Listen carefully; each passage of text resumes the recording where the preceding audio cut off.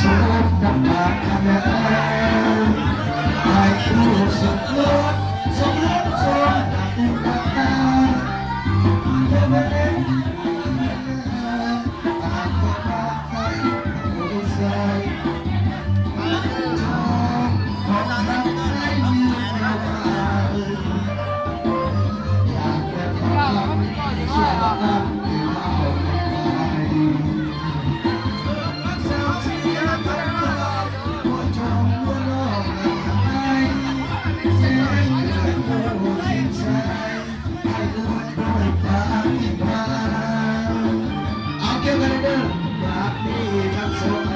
งมาพร้อมกันอยู่กันได้